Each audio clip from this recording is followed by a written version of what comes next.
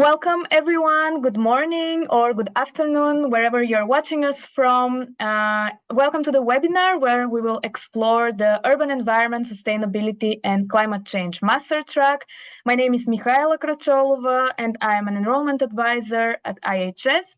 And today, here with me, I have Dr. Paul Rabé and Dr. Alexander Loss, track coordinators. And before we dive into the master track content, I will briefly introduce you to what we will cover in this presentation. Paul and Alexander will give you some information about their background, but also the rest of the team teaching in this master track. Then we will continue with why you should study this program and join us at IHS. We will dive into the more specific program content, the assignments and the teaching methods, and then how this master track and our activities at IHS contribute to the Sustainable Development Goals. And then we will continue with some more practical information about the admission requirements, how you can apply and fund your studies at IHS, and also how our alumni are doing. And in the end, we will wrap up with some contact information where you can reach out to us. And from here, I'll give the floor to Paul and Alexander. Thank you, Mihaela. My name is Alexander Loss. I'm together with Paul coordinating this master track.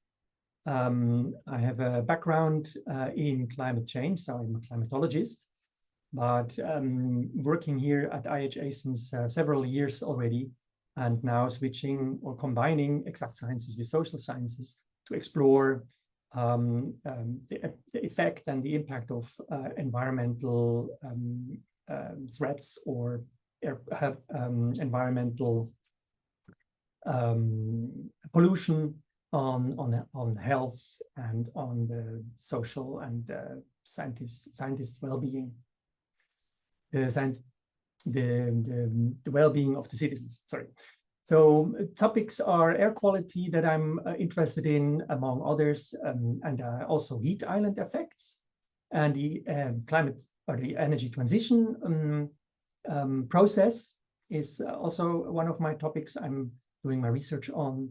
And more technically, I'm also doing GIS analysis and modeling or using quantitative methods and models.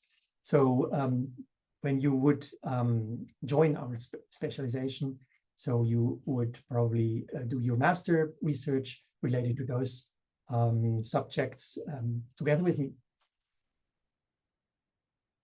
Hello, everyone. My name is Paul Rabé. Thank you for the introduction, Mika. I'm a lead specialist in urban land governance. So while my co-coordinator, Alexander, is a natural scientist by background, I'm a social scientist. And my research and my professional interests are in land governance, urban land governance specifically. I'm very interested in the in the need for integration, let's say, between land policies and the way we manage water bodies and water more generally. I'm interested in land use policy for all kinds of uses, we could say, socioeconomic, environmental, climate, and we cover a lot of that in the track. And I'm interested in this concept of transformational resilience, not just resilience from a purely technical point of view, but can we, through our policies aiming at resilience, aim for transformations, social, economic, and environmental. And of course, along with this are the questions of justice and equity, which are increasingly important when we talk about climate and climate adaptation and mitigation. And along with all the other topics, landscapes figure prominently. Let me try and introduce our team. This is the UESC team, the Urban Environment, Social, Sustainability and Climate Change team. So myself, Alexander, we've just introduced ourselves. We have Dr. Alberto Giannoli. Alberto is an economist. We have Dr. Chen Ke, and Chen has a background in water modeling. Elena Marie Enseñado is interested and does a lot of work on nature-based solutions, specifically from looking at learning, how do institutions learn, cities learn. Laura Aniche is also interested in nature-based solutions and specifically the link with communities, community development. And last but not least, we have Somesh Sharma. Somesh is doing his research on AI and mobility, so a lot of the digital sort of applications and uses. A brief overview of the structure of the master's program. So the master's cohort joins in September and October, end of September, early October each year. And then they start the first block of the master's course. And these are, the first block is, let's say, all the specializations are together. So it's the entire master's program in plenary. And courses include urban complexity, urban finance and governance, and urban data analytics and research methods. The second block is when our master's tracks start, typically around mid-January until mid-April, more or less. And that's the period that we are talking about in this webinar. That's the specialization tracks. There are 4 of them, and this is the webinar for the UESC, the Urban Environment track. Together with the master's tracks, we also in parallel help you develop your thesis research, your master's thesis research. Typically a day or a half a day a week is spent in parallel working on your thesis proposals and your thesis development during the specialization track. And then lastly, block 3 focuses entirely on the thesis period. And that's typically from around late April until when you graduate in August, or for some of you, you will extend your thesis period until a bit later. But this is typically the structure of the year.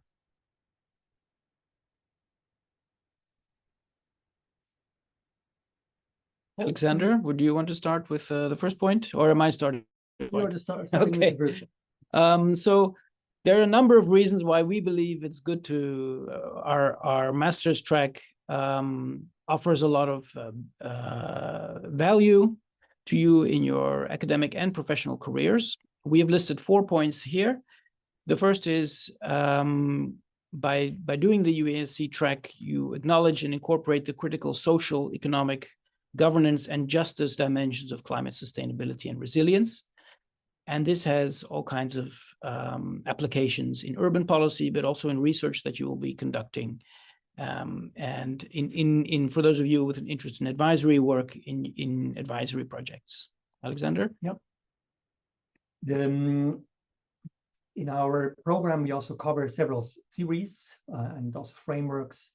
And one of those theories we are engaging with, that's the transition or transformation in sustainability, so the sustainable transition theory, so to say. And this will be brought in context with urban developments and also how to realize and to mitigate climate change, to make real mitigation actions and to create and design them that have a transitional character. The third point, we offer you to design sustainable solutions so that you can make the necessary informed decisions based on the knowledge about this climate environmental problem and the background of it. That's important to know that, for example, what is the cause of climate extremes, so to say, and what is the effect on the urban environment before making the decisions that can alleviate the threats and risks. So all of these different objectives or components culminate, so that we could say that this is a lot of theoretical information that you will be receiving, but it culminates in an actual advisory project, which we will explain a bit more about later in this webinar. But you will the knowledge gained in these subjects and in the classroom to a professional setting in the form of an advisory assignment for a real-life organization. And in the past, these have been municipalities here in the Netherlands, looking at how to, we help municipalities to design their climate adaptation and also mitigation policies. So you will be providing advice, related to questions that these municipalities have for you. So that's an exciting, let's say, culmination of the specialization track. So this rather complicated overview perhaps illustrates the structure of the master track. I will try to go module by module. So we start with an introduction to the whole course and the frameworks of transition that we use. So transition and transformation are two of the important pillars of the of what we're looking at: transitions to climate neutral, to climate neutrality, but also transitions in the socio-economic sphere. So lots of different transitions we're looking at, and we apply frameworks to do this. The second module looks at the analysis around urban climate change. Modules 2, 3, 4, 5, and 6 are all focused, or I would say 2 and 3 and 4 are focused on the problem analysis. So that's the first part of the track here that you see. After the problem analysis module 2, we look layer by layer at the challenges facing the urban commons. And what do we mean by that? So in terms of water, land policies, and atmosphere, so the air layer, we look at what are the challenges confronting these features of the urban commons and the links to climate from there. Starting with module 4, so until now we've been looking at the problem, and starting from module 4, we look at what are the responses and the transition pathways and the search for sustainable approaches. There's a reading week in the middle, which is a kind of a breather. At the same time, there's the first assignment is submitted at the end of week 7. Weeks 8 and 9, we continue the focus on sustainable transitions, pathways, and pursuing sustainable approaches. And in week 10 of the specialization track, corresponding to module 5, we consider a synthesis, or else, in other words, how can we think about all the information that you've received so far and sort of make sense of everything we've been telling you to synthesize the message. And we'll be doing that by looking at your own thesis research, putting this into conversation with what the lecturers will be telling you around the main overarching question of what are the prospects for sustainable transitions or sustainable approaches. And as you can see here, the final advisory strategy is due at the end of the specialization track, usually around weeks 12 and 13. And then that's the start of your thesis proposal submission.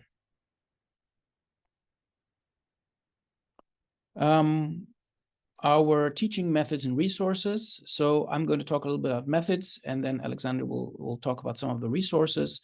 Our methods are very varied. First of all, of course, lectures, and we don't just lecture. We always invite our students to discuss and to respond, and we typically have very lively sessions where we critically evaluate the readings that you will be doing and the material.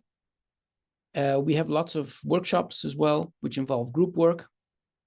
We typically have a number of excursions during the course of the specialization track, and the professional advisory assignment takes place during the last few weeks of the specialization track, where you will be working on your own. You will be self-organizing to carry out this assignment for the client. And we have also some serious games, or at least one we do regularly. So there are also some actions like that, or some courses like that in between.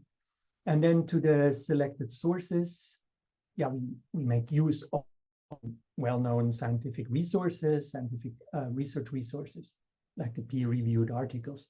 But we need also others, not only the scientific reports, but we need also data. So we know quite a bit of resources that you can make use of for your research and for your exams. And so those are also web-based services that provide you with some extra information by applying by using these web-based services. You will, for example, be able to, or you can make the calculations easily to find out some specific conditions, environmental conditions, like Copernicus service, for example. Then, of course, you will eventually also do your own, collect your own data, especially for your thesis research. And for the advisory assignment, we are working together with the municipality of Rotterdam with their weather-wise climate adaptation program framework, which is a nice collection of practical environmental challenges that the municipality has, which we can investigate. And you, in the assignment, in the second advisory assignment, can explore very nicely. Then we more concretely, we are also engaging with organizations and with the information from there, like the European Energy Agency, or we also have to do with the IPCC, even within our institute. There are researchers and the scientists who contribute to this report. Those are the selected sources. There are many more, of course. So maybe another word about this final advisory project or assignment. This is where, as I mentioned before, you work together as a consolidated group on a climate transformational resilience strategy for a professional client organization, usually a municipality so far. And here you apply the theories, the concepts, the instruments you've learned in class to a real world challenge. And this is always, I think what's exciting about this assignment is that these assignments force you to engage with some real questions going on at the moment. This year's assignment, for instance, is combining both technical as well as equity-related concerns around climate adaptation.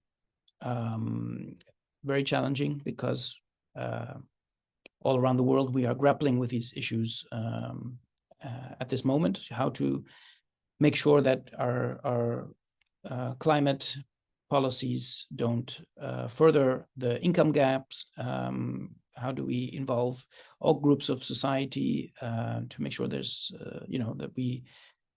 that we have as few losers as possible when we design our climate policy. So these are very relevant questions.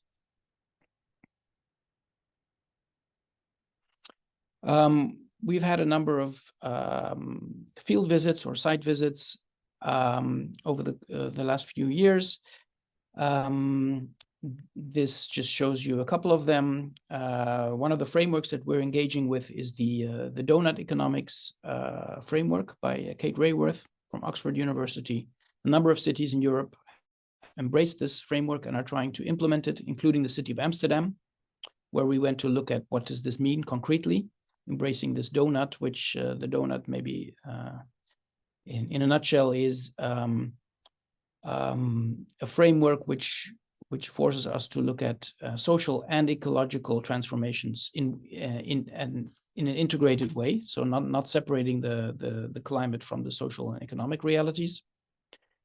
In Rotterdam, we work together with the water authorities that this country has to look at flood resilience in the city. How do you make cities and existing spaces in cities flood resilient, for example? And we've also, related to this weather-wise climate adaptation framework that Alexander was just introducing, we've looked at spaces in the city where climate adaptation projects are being rolled out. So this is a picture of our group this year, walking around with colleagues from the municipality, looking at some of these sites. Yeah, there are a collection of recent theses shown here. So they are have various cover various topics, and also can be chosen at different locations. So it's free and up to you to decide where and which type of research you would like to do for your final research thesis. And also from the point of the social and technical research. This is free, and you should actually choose how much you would like to do in which discipline. But in the end, it is important that the research has to do with a social problem somehow, or related to a social problem. So what you can see here when you read it, you can see the diversity of the topics that the students are coming up with. Yeah. In addition, I think to what Alexander was just saying, it's good to know this is just a selection of topics. And sometimes it's also possible to work together with us on a thesis topic that aligns with our own research. So that does happen, and that's quite possible to do if there's the interest. Indeed. So we also encourage this, but it's not a must, so to say, because we have some ongoing research projects for which are offering also the possibility to you to participate with your own ideas. So you need to add something from your own initiative, based on your own ideas. And this is an example of an article that was written on the basis of the thesis research that has been done here at IHS during this master track. So it is possible that your research or the results can be further developed and then used for a scientific article, peer-reviewed article, as you can see here.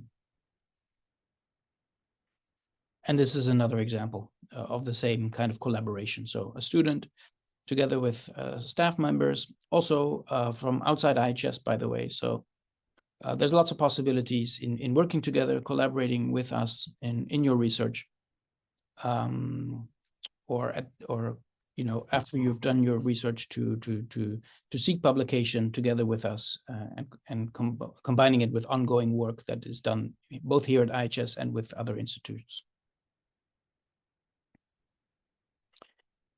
So yeah, maybe a final word on the Sustainable Development Goals. Mika introduced those in the beginning.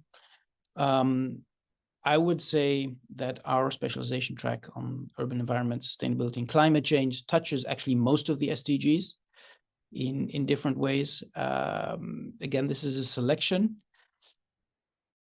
Good health and well-being, clean water, affordable and clean energy, economic policies, SDG 9, reduced inequalities. As I explained, the final advisory assignment really looks at SDG 10. How can we combine this with our climate and environmental goals? Sustainable cities and communities, it goes without saying, that's kind of front and center. Climate action, same. And life on land. Land is one of the layers that we deal with in addition to water and atmosphere, some of the key pillars of the specialization track. So we are very well integrated, or the SDGs are very well integrated into our whole program. Yes, thank you so much, Paul and Alexander. In summary, as we mentioned in the beginning, the master program lasts for 1 year, so 12 months, starting in September until August next year. The tuition fee is 17,000 euros, 17,800 euros, and we have a flat tuition fee rate, which means that European and non-European students pay the same amount. We have a few deadlines. So currently we are in round 3 of the application period. Of course, everyone is more than welcome to submit their application. We have the early bird deadline. If you submit your application before 15th of April and then submit your tuition fee before 15th of May, you automatically receive 2,000 euro tuition fee waiver. And of course, we have the regular deadlines, 1st of June for non-EU students and 1st of July for European students. About the admission requirements, so in order to qualify and be selected to study in one of the master tracks at IHS, you need to have good academic performance with at least second class lower, B or equivalent from a recognized university. A bachelor degree is mandatory, and if you have a master degree, it's a plus, but it's not a mandatory component in the application package. You need to have a sufficient command of English. We accept TOEFL and IELTS language certificates. with 6.5 minimum for IELTS and 90 points for TOEFL. And if you have studied before in the last 3 years in English, you can also have an exemption on the certificate. The working experience, so in the classroom we have students who just finished their bachelor or already have some working experience, but it is not a mandatory part. It is an asset though for your application. And then lastly, the IHS classroom is very diverse in terms of nationalities. You will be studying with more than with students from more than 45 different cultures. So for us, it's very important that you're able to interact, but also open-minded and ready to work with people from diverse cultures. And one last thing that is not mentioned here, but that is really important during the selection process is the research proposal. We have a specific template that we have on our website, and you can read more information about the full application package there. And I would like also to mention that during the selection criteria, your applications are checked for plagiarism and use of AI tools such as ChatGPT. So we really ask you to not use them heavily in your application because that might jeopardize your admission. We very often receive the question about the educational background and if you are suitable for the master track that you have chosen. So here we have listed specifically for the urban environment track some of the fully relevant and partially relevant degrees that are accepted. So just a few examples, we have climate development studies, environmental engineering, infrastructure management, and some of the partially relevant, for example, humanities, water management. You can see the full list on our website. And if you don't see your degree here, you can seek advice from our admission officers and have a quick call with them to, let's say, receive advice on if your background is relevant. We also look at your transcripts and what courses you had during your previous studies. Another important question, how to finance your studies. So depending when you're watching this webinar, please keep in mind the deadlines and the eligibility criteria for the different scholarships. On our website, we have a scholarship database with different funding opportunities per country. And here we have listed the NL scholarship. So this is a partial scholarship for 4 students, non-European students who come to the Netherlands for the first time. And this scholarship is awarded based on your academic excellence. The application is open and the deadline is 1st of May. So if you qualify, please feel free to check the website and apply. And then as mentioned earlier, we have the IHS early bird tuition fee waiver. You can combine the early bird if you are awarded the NL scholarship, which will result in 7,000 euros of your costs that you have to pay. And before we wrap up, I just want to cover also how our graduates are doing. We have a big alumni community of more than 10,000 graduates spread across the globe. And very often the prospective students ask us how they're doing and what they're doing after they graduate. As you can see here in the graphs, they take different paths depending on what their interest is and what they want to do and how they want to develop professionally. Mostly, as you see, they work in the public sector and are full-time employed. However, we also have people who start their own initiatives, projects, startups either in their home countries or somewhere else abroad, or they also stay in the Netherlands. But we also have people who choose academia to stay in academia and pursue a PhD either in the Netherlands, at IHS, or somewhere else abroad. And just a few examples of the positions that they have. We have consultants, policy advisors, officers in various organizations like GIZ and other institutions that IHS also partners with. In case you have any questions after this presentation, you can email our admission office at admission@ihs.nl for any questions about your application, or course inquiries at ihs.nl if you have any questions about the course content, but also funding opportunities. And of course, you are free to check our website for the different articles, events, and publications that we post there. And you can, of course, follow us on social media. We are active on all social media channels. So if you don't follow us, please feel free to do so. And you can be up to date with the different activities and publications that we post. I would like to thank you for your attention. I hope we provided you with the information that you needed. And if you have any questions, feel free to let us know. And we hope to see you at IHS this fall. See you soon at IHS. Bye.